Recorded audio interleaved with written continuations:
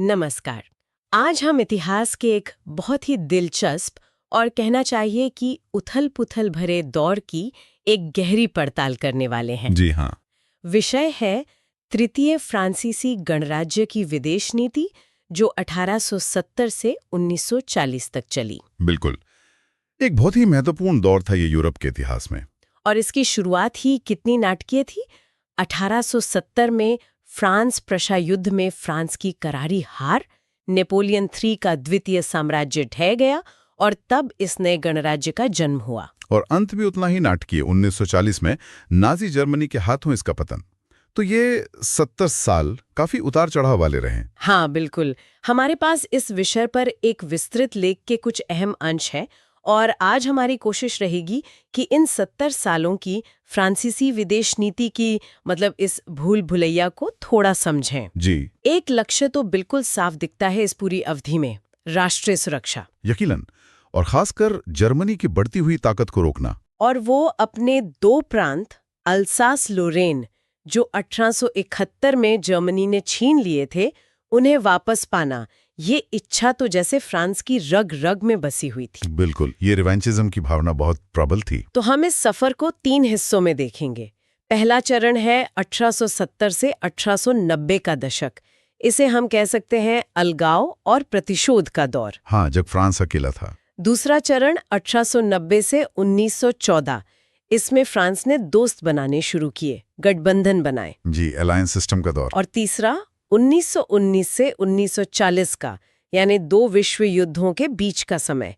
इसमें तुष्टीकरण, सामूहिक सुरक्षा की कोशिशें और आखिरकार पतन शामिल है। एक बहुत ही जटिल और दुखद अंत। ठीक है, तो चलिए इस कहानी की परतों को खोलना शुरू करते हैं। पहला दौर 1870 से 1890 का दशक। जैसा हमने कहा, मुख्य बिंदु अलगाव और प्रतिशोध। जी। तो युद्ध हारने के तुरंत बाद 1871 में फ्रांस कूटनीतिक तौर पर बिल्कुल अकेला पड़ गया था, सैन्य रूप से भी कमजोर था। बिल्कुल सही कहा। फ्रांस की हालत वाकई बहुत खराब थी। और दूसरी तरफ देखिए, नया नया बना जर्मन साम्राज्य ऑटो वॉन बिस्मार्क के नेतृत्व में वो महाद्वीप की सबसे बड़ी शक्ति बन गया था। और बिस्मार्क वो बहुत चतुर रणनीतिकार थे। वो जानते थे कि फ्रांस एल्जे लोरेन छीनने का दर्द भूला नहीं है और वो बदला लेना चाहेगा। तो उन्होंने क्या किया? उन्होंने जानबूझकर फ्रांस को अलग थलग रखने के लिए गठबंधनों का एक पूरा जाल बुना। इसमें ऑस्ट्रिया हंगरी के साथ 1879 में दोहरा गठबंधन था। अच्छा। फिर 1882 में इटली को शामिल करके इसे ट्रिपल अलायंस बना दिया। और तो और 1887 में रूस के साथ भी एक गुप्त संधि कर ली, री-इंश्योरेंस ट्रीटी। बाप रे, फ्रांस के लिए कोई गुंजाइश ही नहीं छोड़ी। हाँ, प्रभावी ढंग से फ्रांस को घेर लिया था। मकसद साफ था, फ्रांस को इतना अकेला कर दो कि वो बदला लेने की सोच भी ना सके। लेकिन फ्रांस के अंदर तो वो आग जल रही थी, रिवांशिज्म, यानी बदला लेने और खोए हुए क्षेत्रों को वापस पाने की प्रबल इच्छा। जी हाँ। ये सिर्फ सरकारी नीति नहीं थी, ये तो जन भावना थी। राष्ट्रवादी भावना बहुत ऊंची थी। स्कूलों में बच्चों को बाकायदा सिखाया जाता था खोए हुए प्रांतों के बारे में। नक्शे दिखाए जाते थे, गीत गाए जाते थे। और जो रिटायर्ड सैनिक थे, उनके संगठन लगातार मांग करते थे कि एल्सेस लोरेन वापस लाओ। हाँ, भावना तो बहुत प्रबल थी, लेकिन हकीकत ये थी कि उस समय फ्रांस के पास न तो इतनी सैन्य शक्ति थी और न ही कूटनीतिक ताकत कि वो सीधे जर्मनी को चुनौती दे पाता। तो फिर उन्होंने क्या रणनीति अपनाई? एक धैर्य वाली, लंबी रणनीति। अपनी अर्थव्यवस्था को फिर से खड़ा करना, अपनी सेना को मजबूत करना और चुपचाप जर्मनी के जो दुश्मन हो सकते थे, उनके बीच दोस्त तलाशना। इंतजार करो और तैयारी करो। बिल्कुल। वो जानते थे कि तुरंत लड़ना संभव नहीं है, इसलिए भविष्य की तैयारी में जुट गए। और फिर एक बड़ा मोड़ आया 1890 में। ये एक महत्वपूर्ण घटना है। जी हाँ, बहुत बड़ा। जब जर्मनी के नए शासक कैसर विलियम द्वितीय ने बिस्मार्क को बर्खास्त कर दिया और उन्होंने रूस के साथ वो गुप्त संधि, री-इंश्योरेंस ट्रीटी, खत्म होने दी। हाँ, ये जर्मनी की तरफ से एक बड़ी रणनीतिक चूक थी। बिस्मार्क ने जो संतुलन बनाया था वो बिगड़ गया। तो इसका फायदा फ्रांस को मिला। यकीना, ये फ्रांस के लिए एक सुनहरा मौका था। रूसी नेता अब जर्मनी की बढ़ती ताकत से और ट्रिपल अलायंस से खतरा महसूस करने लगे। वो अब पेरिस की तरफ देखने लगे। अच्छा। और फ्रांसीसी सरकार, जिसमें जूल्स फेरी और बाद में चार्ल्स डी फ्रेसनेट जैसे नेता थे, उन्होंने इस मौके को जाने नहीं दिया। उन्होंने कैसे इसका लाभ उठाया? यहां आर्थिक कूटनीति ने बड़ी भूमिका निभाई। फ्रांसीसी बैंकों ने रूस के औद्योगिकरण और खासकर रेलवे लाइनों के निर्माण के लिए भारी कर्ज दिए। अच्छा, मतलब पैसे से दोस्ती खरीदी एक तरह से। आप कह सकते हैं पैसों ने रिश्तों को मजबूत करने में मदद की। और ये सिर्फ आर्थिक दोस्ती नहीं रही होगी। बिल्कुल नहीं। 1891 तक ये बढ़ता आर्थिक सहयोग एक सैन्य समझौते में बदल गया, फ्रैंको रूसी सैन्य कन्वेंशन, जिस पर 1892 में हस्ताक्षर हुए और 1894 में पुष्टि हुई। और इस कन्वेंशन में क्या था? इसमें साफ तौर पर लिखा था कि अगर जर्मनी या उसके सहयोगी किसी एक पर हमला करते हैं तो दूसरा उसकी सैन्य मदद करेगा। ये सीधे सीधे ट्रिपल अलायंस का जवाब था। फ्रांस अब अकेला नहीं रहा था। ये तो बहुत बड़ी कूटनीतिक जीत थी फ्रांस के लिए। हाँ, और इतना ही नहीं, फ्रांस ने अपने पुराने औपनिवेशिक प्रतिद्वंद्वी ब्रिटेन, उसके साथ भी रिश्ते सुधारने की कोशिशें तेज कर दी। ये तो मुश्किल रहा होगा, उनके बीच तो बड़ी खींचतान थी। बहुत मुश्किल था, खासकर अफ्रीका और एशिया में साम्राज्य फैलाने को लेकर। 1898 में सूडान में फशोदा नाम की जगह पर तो हालत बहुत बिगड़ गई थी। हाँ, सुना है, आमने सामने आ गई थी सेनाएं। जी हाँ, नील नदी के नियंत्रण पर युद्ध होते होते बचा, लेकिन फिर फ्रांस पीछे हट गया। फ्रांस पीछे हट गया, ये क्यों? क्योंकि फ्रांस का बड़ा लक्ष्य जर्मनी के खिलाफ एक व्यापक गठबंधन बनाना था। वो इसके लिए औपनिवेशिक मुद्दों पर समझौता करने को तैयार था। अच्छा, मतलब दूर की सोची उन्होंने। बिल्कुल। और इसी फाशोदा घटना के शांतिपूर्ण समाधान ने 1904 के एंटेंट कॉर्डियल का रास्ता साफ किया। एंटेंट कॉर्डियल, ये क्या था? कोई सैन्य गठबंधन? नहीं, ये औपचारिक सैन्य गठबंधन नहीं था। ये कई समझौतों की एक श्रृंखला थी, जिसने मिस्र, मोरक्को, न्यूफाउंडलैंड और दूसरी कई औपनिवेशिक जगहों पर जो पुराने विवाद थे उन्हें सुलझा दिया। तो इसका महत्व क्या था? इसका बहुत बड़ा महत्व था। इसने ब्रिटेन और फ्रांस के रिश्तों में एक बुनियादी बदलाव लाया। सदियों की जो दुश्मनी और प्रतिद्वंदिता थी, वो अब एक सतर्क लेकिन महत्वपूर्ण सहयोग में बदल गई। तो पहले चरण के अंत तक, मतलब 1890s के दशक के बाद, फ्रांस ने अपना अलगाव खत्म कर लिया था। हाँ, बिस्मार्क का बनाया हुआ जाल टूट चुका था। फ्रांस अब रूस और ब्रिटेन के करीब आ गया था। ठीक है, तो अब आते हैं दूसरे चरण पर। इसका शीर्षक है गठबंधन प्रणाली और युद्ध की राह, 1890 से 1914। जी, 20वीं सदी की शुरुआत तक तस्वीर पूरी तरह बदल चुकी थी। फ्रांस अब यूरोपीय शक्ति संतुलन में एक महत्वपूर्ण खिलाड़ी बन गया था। कैसे? देखिए, फ्रांको रूसी गठबंधन मजबूत था। ब्रिटेन के साथ एंटेंट कॉर्डियल ने, भले ही वो अनौपचारिक था, ट्रिपल एंटेंट की नींव रख दी थी, यानी फ्रांस, रूस और ब्रिटेन का गुट। और ये किसके खिलाफ था? ये जर्मनी, ऑस्ट्रिया हंगरी और इटली के ट्रिपल अलायंस के खिलाफ खड़ा था। यूरोप अब साफ तौर पर दो शक्तिशाली खेमों में बंट गया था। और इस नई ताकत के साथ फ्रांस का रवैया भी ज्यादा मुखर हुआ होगा। बिल्कुल। फ्रांस अब ज्यादा आत्मविश्वास से अपनी विदेश नीति चला रहा था, खासकर मोरक्को में। मोरक्को में क्या हुआ? फ्रांस उत्तरी अफ्रीका में अपना प्रभाव बढ़ाना चाहता था। एंटेंट कॉर्डियल में ब्रिटेन से मोरक्को में अपने हितों की मान्यता मिल जाने के बाद फ्रांस ने 1912 में वहां अपना प्रोटेक्टोरेट यानी संरक्षित राज्य स्थापित कर लिया। लेकिन जर्मनी, उसे ये पसंद नहीं आया होगा। बिल्कुल नहीं। जर्मनी ने इसका कड़ा विरोध किया और इसी वजह से दो बड़े संकट पैदा हुए। पहला मोरक्को संकट 1905 में और दूसरा, जिसे अगादिर संकट भी कहते हैं, 1911 में। अगादिर संकट, उसमें क्या हुआ था? 1911 में जर्मनी ने अपनी ताकत दिखाने के लिए अपना युद्धपोत पैंथर अगादिर बंदरगाह भेज दिया था। तो क्या फ्रांस डर गया? नहीं, इस बार फ्रांस अकेला नहीं था। ब्रिटेन और रूस उसके साथ खड़े थे। फ्रांस डटा रहा और नतीजा ये हुआ कि इन संकटों ने जर्मनी को और अलग थलग कर दिया, जबकि फ्रांस, रूस और ब्रिटेन के बीच का एंटेंट और मजबूत हो गया। इसने फ्रांसीसी नीति निर्माताओं को और ज्यादा आत्मविश्वास दिया। ये तो बाहरी मोर्चे की बात हुई, लेकिन फ्रांस के अंदर क्या चल रहा था? हमने सुना कि तीसरे गणराज्य में सरकारें स्थिर नहीं थी। ये सच है, राजनीतिक अस्थिरता बहुत ज्यादा थी। औसतन हर साल सरकार बदल जाती थी। कैबिनेट मुश्किल से 1 साल टिकते थे। मतलब बुनियादी दिशा नहीं बदली। इस अंदरूनी उतल पुतल के बावजूद विदेश नीति की जो मुख्य लाइन थी वो काफी सुसंगत रही। वो क्या थी? सेना में, सीनेट में और जो प्रभावशाली राष्ट्रवादी गुट थे, उनमें इस बात पर मजबूत सहमति थी कि जर्मनी ही प्राथमिक खतरा है और फ्रांस को भविष्य के मुक्ति संग्राम के लिए तैयार रहना है, यानी अल्जास लोरेन वापस लेने के लिए। अच्छा, तो ये लक्ष्य स्थिर रहा, सरकारें भले ही बदलती रहीं। हाँ बिल्कुल। और ये सोच उनकी सैन्य योजनाओं में कैसे दिखाई दी? इसका सबसे बड़ा उदाहरण है प्लान X-17 या प्लान 17, जो 1913 में बना। क्या था ये प्लान? इसमें साफ तौर पर कहा गया था कि अगर जर्मनी से युद्ध छिड़ता है तो फ्रांसीसी सेना फौरन अल्जास और लोरेन में हमला कर देगी। ये सीधे सीधे उन खोए हुए प्रांतों को वापस पाने की गहरी इच्छा का सबूत था। लेकिन क्या ये प्लान सही था? नहीं, इसमें एक बड़ी कमी थी। ये इस धारणा पर आधारित था कि जर्मनी इन्हीं प्रांतों के रास्ते हमला करेगा, जबकि जर्मनी ने तो बेल्जियम के रास्ते हमला करने की श्लीफन योजना बनाई थी। ओह! लेकिन प्लान 17 ये जरूर दिखाता है कि वो खोए हुए क्षेत्र को वापस पाने की इच्छा फ्रांसीसी रणनीतिक सोच के केंद्र में कितनी गहराई तक बैठी हुई थी। तो इस तरह यूरोप दो गुटों में बटा, तनाव बढ़ता गया और आखिरकार 1914 में पहला विश्व युद्ध शुरू हो गया। अब आते हैं तीसरे और शायद सबसे जटिल चरण पर। जी, अंतर्युद्ध काल 1919 से 1940। इसमें हम सामूहिक सुरक्षा, तुष्टीकरण और पतन की बात करेंगे। तो प्रथम विश्व युद्ध के बाद तो शुरू में लगा होगा कि फ्रांस की नीति सफल रही। हाँ बिल्कुल, जर्मनी हार गया था, एल्सास लोरेन वापस मिल गए थे और 1919 की वर्साई की संधि ने जर्मनी पर बहुत कड़े दंड लगाए। क्या क्या दंड थे? क्षेत्रीय नुकसान हुआ जर्मनी का, उसकी सेना पर कड़े प्रतिबंध लगे, भारी हर्जाना लगाया गया और राइनलैंड का इलाका विसैन्यीकृत कर दिया गया। फ्रांस के लिए तो ये दशकों के रणनीतिक प्रयास की पराकाष्ठा थी, एक तरह से पूर्ति थी। लेकिन ये शांति या ये व्यवस्था ज्यादा दिन टिकी नहीं।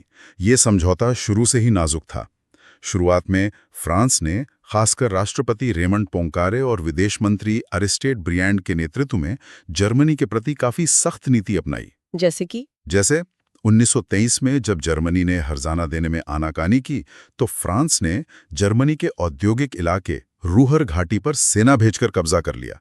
सोचा कि आर्थिक दबाव डालकर पैसा वसूलेंगे। लेकिन ये कदम उल्टा पड़ गया है ना? बिल्कुल, इसका बहुत बुरा असर हुआ। जर्मनी में भयानक महंगाई फैल गई, जिसे हाइपर इन्फ्लेशन कहते हैं, और दुनिया भर में फ्रांस की आलोचना हुई। ब्रिटेन और अमेरिका को लगा कि फ्रांस कुछ ज्यादा ही सख्त हो रहा है। इससे वर्साय व्यवस्था के लिए जो अंतर्राष्ट्रीय समर्थन था वो कमजोर पड़ गया। तो इस नाकामी के बाद फ्रांस ने अपनी रणनीति बदली। हाँ, एक महत्वपूर्ण बदलाव आया। फ्रांस अब कूटनीति और सुलह की तरफ मुड़ा। एरिस्टीड ब्रियांड, जिन्हें 1926 में नोबेल शांति पुरस्कार भी मिला था, वो इसके बड़े समर्थक बने। उन्होंने क्या किया? उन्होंने 1928 के केलॉग ब्रियांड पैक्ट को आगे बढ़ाया। ये एक ऐसा समझौता था जिसमें देशों ने युद्ध को राष्ट्रीय नीति के हथियार के रूप में इस्तेमाल न करने का वादा किया। सुनने में तो बहुत अच्छा लगता है। हाँ, लेकिन इसमें एक बड़ी कमी थी। इसे लागू करवाने का कोई तरीका नहीं था। ब्रियांड ने यूरोपीय एकता और सहयोग को भी बढ़ावा दिया। वो एक संयुक्त राज्य यूरोप की कल्पना करते थे। ये कोशिशें आदर्शवादी थी, पर क्या ये उस समय की हकीकतों का सामना कर पाईं? यहीं पर असल समस्या थी। ये कोशिशें उस बुनियादी अंतर को नहीं पाट पा रही थी कि फ्रांस की आबादी घट रही थी, अर्थव्यवस्था सुस्त थी, जबकि जर्मनी फिर से ताकतवर हो रहा था, जनसांख्यिकीय रूप से भी और औद्योगिक रूप से भी। और फिर महामंदी आ गई। हाँ, महामंदी ने यूरोप की राजनीति को और अस्थिर कर दिया। और फिर 1933 में हिटलर सत्ता में आया। उसने तो खुलेआम वर्साय संधि को रद्दी की टोकरी में फेंक दिया। उसने क्या कदम उठाए? 1936 में राइनलैंड पर फिर से सेना भेज दी, जो कि संधि के खिलाफ था, और तेजी से हथियार बनाना शुरू कर दिया, सेना बढ़ानी शुरू कर दी। और फ्रांस क्या कर रहा था? वो तो वर्साय का मुख्य गारंटर था। फ्रांस उस समय एक तरह से पंगु हो गया था। अनिर्णय की स्थिति थी। देश के अंदर राजनीतिक फूट बहुत ज्यादा थी। लगातार सरकारें बदल रही थी, लियोन ब्लम के पॉपुलर फ्रंट से लेकर रूढ़िवादी दक्षिण पंथ तक।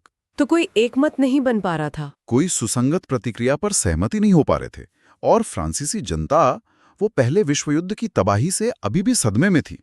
14 लाख से ज्यादा लोग मरे थे। तो लोग युद्ध नहीं चाहते थे। बिल्कुल। देश में शांतिवाद की भावना बहुत प्रबल थी। लोग किसी भी कीमत पर एक और युद्ध नहीं चाहते थे। इसका असर सैन्य तैयारियों पर भी पड़ा होगा। बहुत गहरा असर पड़ा। सैन्य खर्च में भारी कटौती की गई, अनिवार्य भर्ती का समय कम कर दिया गया। हाँ, उन्होंने वो मैगिनॉट लाइन बनाई। हाँ, वो मशहूर किलेबंदी। जी, वो अपनी जगह प्रभावशाली थी, इंजीनियरिंग का नमूना थी।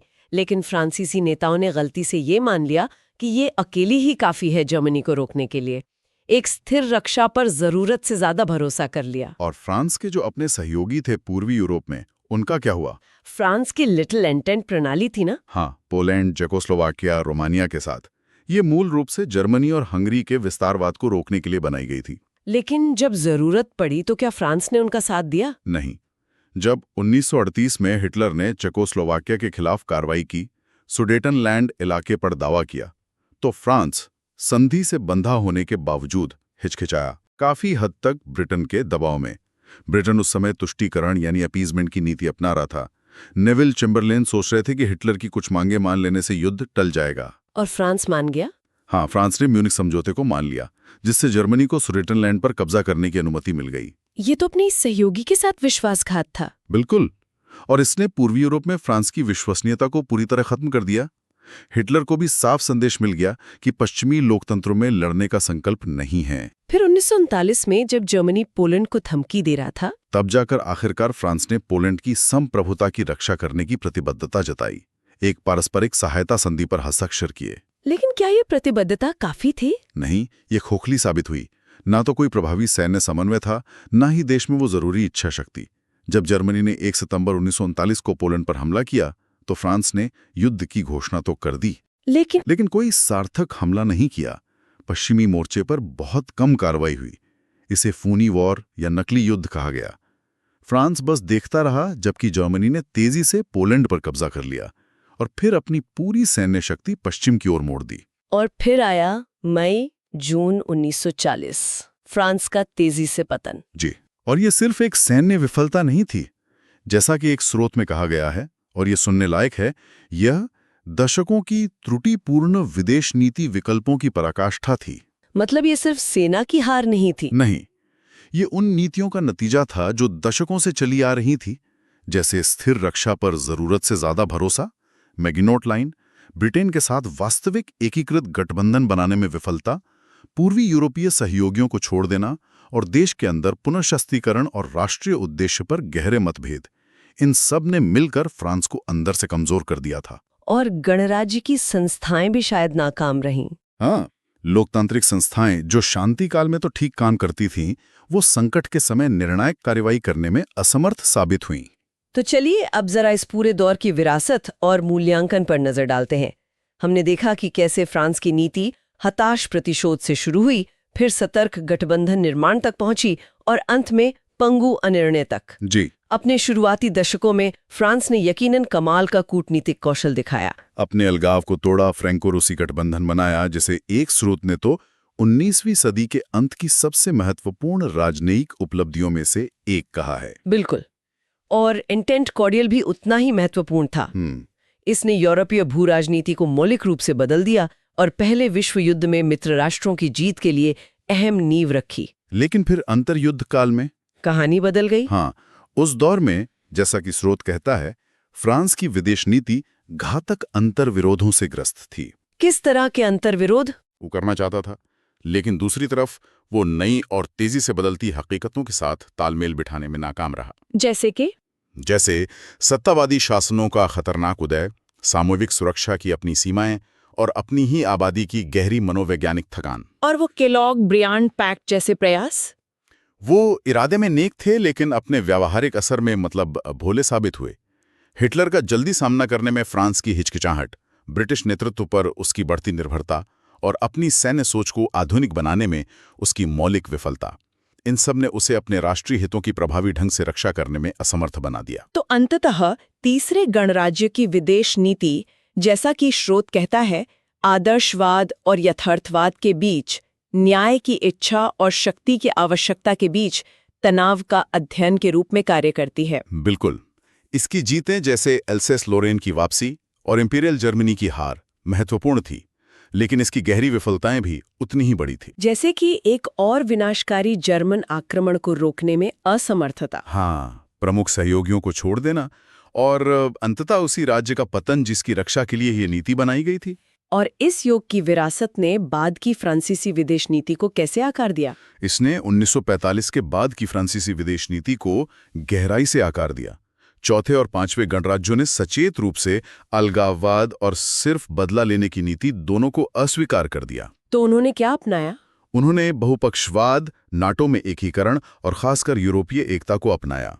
ये सबक सीधे तौर पर, जैसा कि स्रोत कहता है, तीसरे गणराज्य की गलतियों के दुखद परिणामों से सीखे गए थे। अच्छा, तो आज का फ्रांस, जो यूरोपीय संघ का स्तंभ है, सुरक्षा परिषद का सदस्य है, ये काफी हद तक उन पुरानी कमजोरियों को दूर करने का प्रयास है। हाँ, कई मायनों में ये अपने सबसे लंबे समय तक चलने वाले लेकिन सबसे खतरनाक गणतांत्रिक प्रयोग के दौरान उजागर हुई कमजोरियों को दूर करने का एक जानबूझकर किया गया प्रयास है। तो निष्कर्ष निकालने के लिए तीसरे फ्रांसीसी गणराज्यों की विदेश नीति मूल रूप से, जैसा कि स्रोत कहता है, एक शत्रुतापूर्ण दुनिया में सुरक्षा की निरंतर खोज थी। जी हाँ, एक अथक खोज। इसमें चतुर कूटनीति और रणनीतिक गठबंधनों से महत्वपूर्ण सफलताएं मिली, लेकिन सैन्य तैयारी को राजनीतिक इच्छा शक्ति के साथ जोड़ने में असमर्थता और फांसीवाद के बढ़ते उदय के अनुकूल ढलने में विफलता अंततः इसके नाटकीय पतन का कारण बनी। और गणराज्य का इतिहास, जैसा स्रोत इसे कहता है, एक चेतावनी भरी कहानी के रूप में खड़ा है। हाँ, और ये अंतिम उद्धरण वाकई विचार करने योग्य है। सबसे दृढ़ निश्चयी राज्य भी गिर सकते हैं यदि वे अपनी महत्वाकांक्षाओं को बनाए रखने के लिए आवश्यक साधन, दृष्टि और सबसे जरूरी एकता के साथ मेल खाने में विफल रहते हैं। मतलब सिर्फ इच्छा या महत्वाकांक्षा काफी नहीं है? नहीं, उसे हकीकत बनाने के लिए साधन, दूरदृष्टि और सबसे जरूरी एकता भी चाहिए। तो ये थी तृतीय फ्रांसीसी गणराज्य की विदेश नीति की कहानी। सुरक्षा की एक अथक खोज, गठबंधनों का नाजुक संतुलन और अंतर युद्ध काल की दुखद चुनौतियां। और सोचने के लिए एक अंतिम विचार छोड़ जाते हैं हम सबके लिए।